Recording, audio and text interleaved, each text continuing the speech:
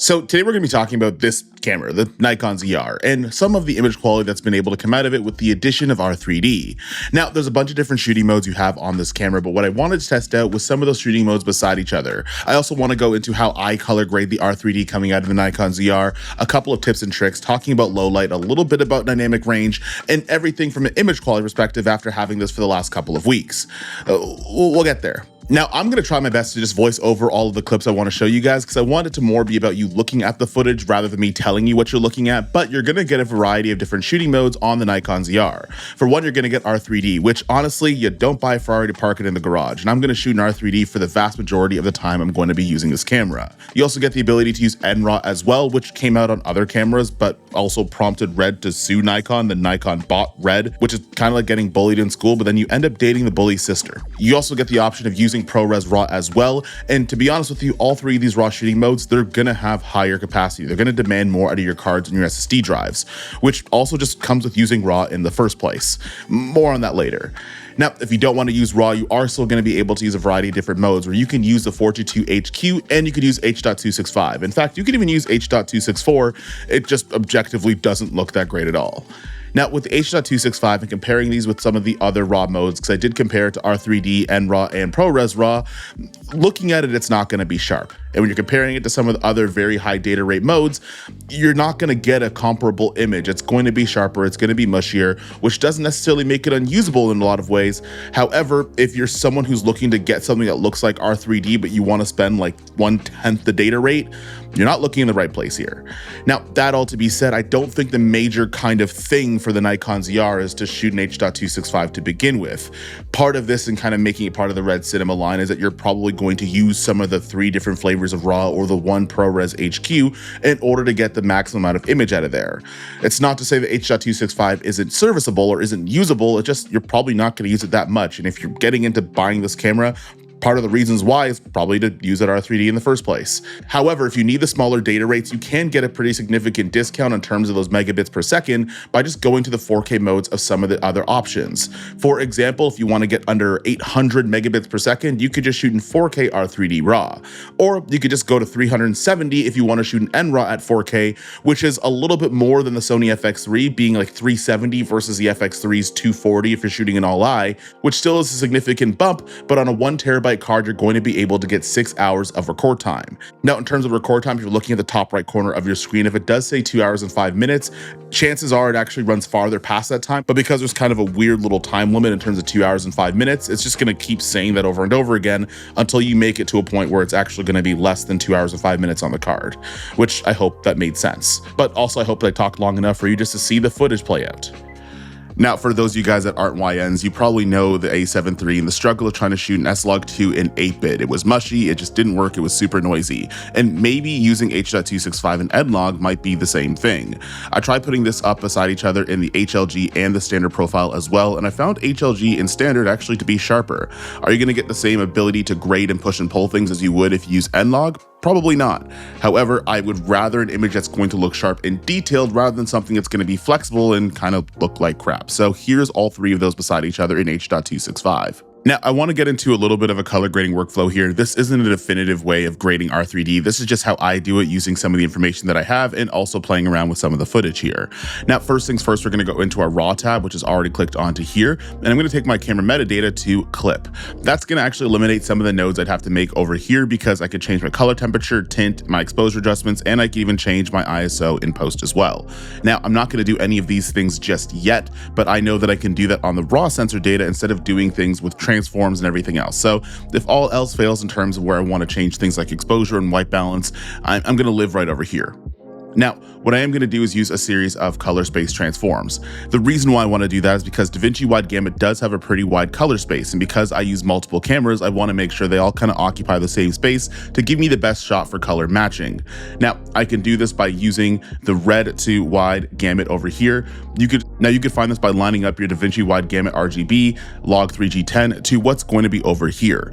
Now, if this was like C log 2 and some other Canon wide gamut, it would be the same thing. You'd have to line up over here, but at the end of the day, your output is going to be DaVinci Wide Gamut, DaVinci Intermediate. And then I'm also going to put one on the other end here because I want that DaVinci Wide Gamut and Intermediate to go to an RE Log C. Now, typically you can make this little output however you like, but because I made a LUT for RE Log C from some of the Lumix cameras and using the RE Alexa and trying to match those guys up and create my own look, that is going to be a LUT over here. Now, this looks a little bit off. The colors look a bit off because I didn't necessarily change that DaVinci Wide Gamut that comes out of here into the RE Log C, which should be going into here. So I'm going to activate this node. That looks a little bit more accurate. It looks less off onto here. But one thing you want to keep in mind when using LUTs or power grades is that things aren't going to look perfect in one click. You're going to need to do tweaking because no colorist, no content creator, your favorite LUT on YouTube isn't going to be able to adjust for every single scenario that you're going to shoot in. So what I do use is this thing. This is a DCTL, which I found for free on Instagram. I still don't know how I found it. If I could find out who it is, someone comment down below. I've been yet to find this person, but I do value this thing a lot. And basically what it does is it takes the color that's on the left-hand side and it changes basically on the right-hand side if you want to go onto the balance in terms of your tint on either side of that color. I'll explain this in an easier way. So for example, I'm just going to try my best to remember this number over here. This is going to be the red channel where our skin tones are going to lie. And some of this over here, there isn't an orange onto here. So red is going to be kind of where it occupies some of these things. And if I decide to just kind of reset this is going to go up to 0. Now, because this is red and green, as I go higher up, it's going to add more green into our reds. And if I go the other way, the opposite of green is going to be magenta, and then it's going to add more magenta into our reds. So now you can tell it's like a reddish pink. What I'm going to do is I'm going to try to find a nice sweet spot, which I can kind of put right over like here. And that's going to give you a little bit of the tones, and you can move things around and make those little micro adjustments just using one tool instead of having to qualify different colors and pull your hair out, which is really annoying. Now, another thing I like doing, and I just kind of like doing it as a force of habit, is I do like using my glow node. Now, what I'm going to do over here is I actually go down into our advanced controls. I go into composite type and I go to soft light. Basically, this is like a little bit of halation, but it kind of works in a way where we'll make things a little bit darker if I don't change my blend mode. So right now this blend mode's at like 11, 12%. But if I left it back at 100, it would make this image a lot more darker, but it does soften things out a little bit. What I try to do here is I'll take this and I'll just kind of pull it back. And you know what? Maybe I'll just park it at like 32.5%. And that adds a little bit of a glow that I like into here. This is subtle, it's just a touch that I like using, but you know, there's no scientific way of why you would use this. And then I just like putting on my film grain. I'll usually go with like a 35mm, and then I could pull my strength up or I could pull it back a little bit. I'll kind of park it right over here. And I don't like having gigantic grain size. Again, this is not scientific. This is just the way that I do it. And this is how you can do a little bit of a color grading workflow using R3D on DaVinci Resolve. Now, in a situation where you have to pull and push some parts of your dynamic range, I do have HDR high and HDR low. HDR high is going to be things like for highlights. So for example, if I want to pull something out of a window, I would try to find out where that is. I press this little sun button. It'll tell you what occupies in like the specular side of your spectrum or your luminance. And then I could pull those things back if I need to. Now, because there isn't a window here, you're not actually going to notice it here. And then the same thing is going to work out for your highlights. Press this little sun button. It'll tell you where that highlight information is. And you can actually change where that is. If I go over here, I move this up a little bit, press it again. I could go up a little bit, press it again. And as you go higher in that luminance, it'll tell you exactly what it's kind of qualifying that you could change. So if I want to bring down the highlights here, you could tell that now all that bright information is getting a little bit darker, but maybe I want to bring a little bit more light onto here just so there is some dimension. I could take that threshold and I could just make it a little bit higher. And the same could be true as you're doing our shadow information. I just call this HDR low. Both of these tools are going to be used in high dynamic range tools, but if I want to go back here, there's your blacks, your darks, and your shadows. If I want to bring up my shadow information here, I could pull this guy up and it kind of gives you more of a faded look. And the same thing works in the opposite direction. If I want to take this and change that threshold that I only want to bring up some of like the darkest parts, then I can do it that way. But honestly, I think this looks just fine. And then at the end of the day, when I want to match things up, I just take this, copy, go to my next clip, and then I paste. And then I paste again. And this is where you can actually see some of those HDR highs. I can go into here, my HDR high node. I'm going to reset everything into here. And If I click on light, you could tell all of that out of the window is going to be caught up in that qualification. And also if I go to specular, all that's going to be caught up in the qualification. So pay attention to this and then watch me pull this back. You can see it on the chart as well, and you're pulling back some of that information. This is a great way to be able to recover some of the highlights you might have in a shot, and the Nikon ZR has enough dynamic range where in a lot of situations it's serviceable in order for you to pull that back, which we already talked about. But this is just a brief kind of overview of how I would color grade or how I would do things in DaVinci Resolve. Now, another thing I want to talk about with image quality is also going to be dynamic range while using the Nikon ZR. Now, I have compared this to two separate cameras, a Pixis 12K and as well as my Lumix S1 II. Now, if you're gonna go by the charts, if you're gonna copy and paste it and throw it at my face, which some people have done in my DMs and on Facebook, oddly enough, then yes, the Nikon ZR does not have the highest amount of dynamic range in comparison to other cameras, which is gonna be its own separate video about managing expectations with the Nikon ZR. But one thing I will say is that the dynamic range doesn't mean that it's not serviceable on the Nikon ZR.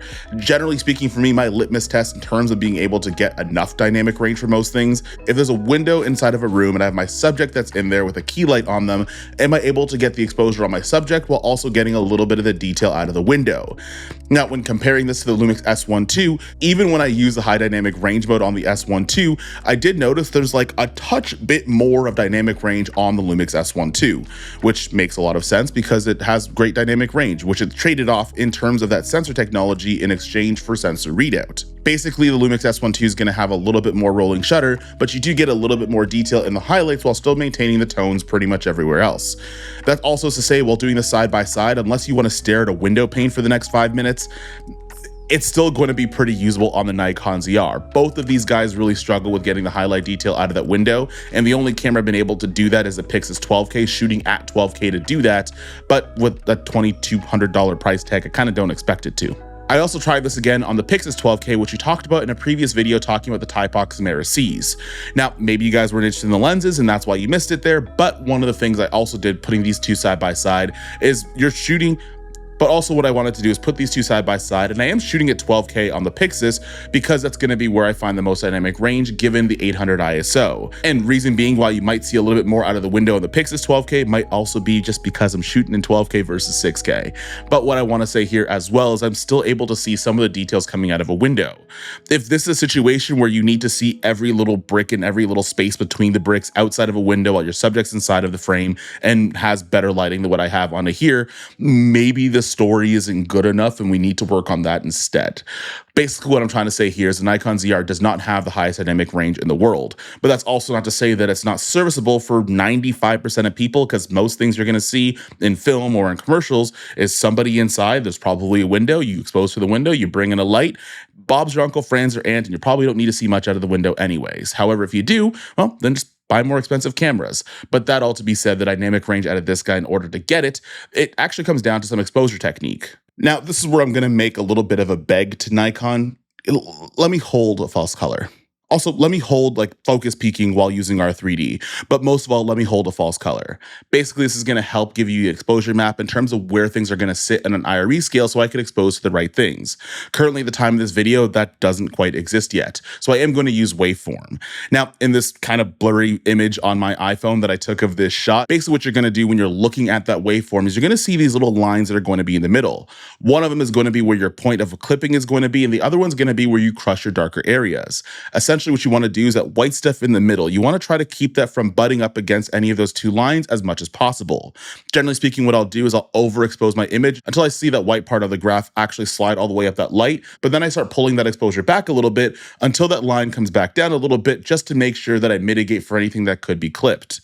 And then I try to do the same thing on the darker end of things. I also want to point out that that 4-inch screen is big and beautiful. However, if you aren't using that waveform, sometimes you don't want to trust your eye all the way. When I first started using the ZR, I tried to expose for some of the highlights that were in my image, and I ignored the waveform because I don't use it very much. I like using false color. And what ended up happening was I found out that I was far more underexposed than I expected to be.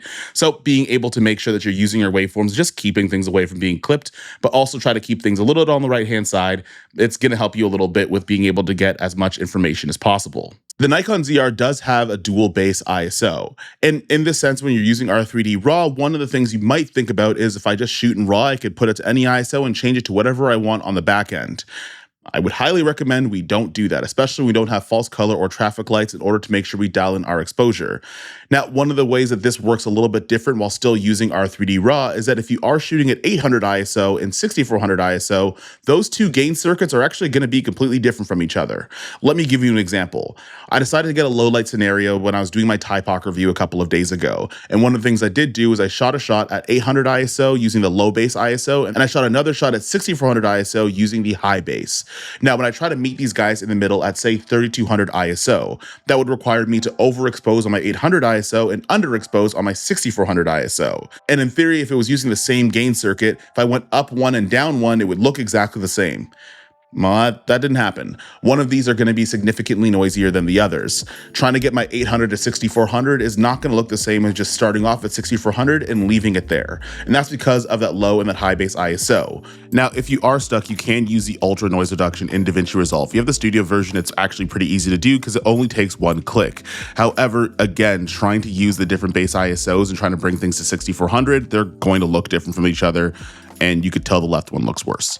Now, I did make a mention and kind of a complaint about being able to use focus peaking while using R3D, but I did notice something a little bit weird. Now, if you're shooting in 6K 60, 6K 24 frames a second, 4K 24 frames a second, 4K 60 frames a second, but you do get it in like one specific mode, 4K 120 frames a second shooting in R3D gives you the ability to shoot with focus peaking, which means, Nikon, can we just have the rest of it? I would love the rest of it.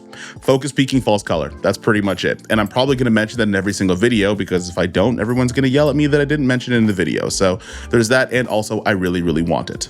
Overall, I think the Nikon ZR has an amazing image quality, and I think when you dial things in properly, when you use proper techniques, you're going to be able to get a lot out of this camera. I know some people have their own points of contention with the dynamic range, and maybe they don't want to spend as much on memory cards and SSD drives, but if you pay the cost to be the boss for a camera that's $2,200, which is a lot of money for some, but as far as cinema cameras go, it's pretty cheap, I think you're getting a really good deal with really good image quality that's serviceable, and once the accessories start to come out a little bit more frequently, you're going to be able to give this a lot more functionality than when it comes with out of the box. That being said, I do feel like some people have had their feelings about the Nikon ZR, and it might actually sully the experiences of some people that I rebought this camera, or some people that this might be the perfect one for them. We're probably going to talk about that in the next video, but I'll see you in the next one. Peace.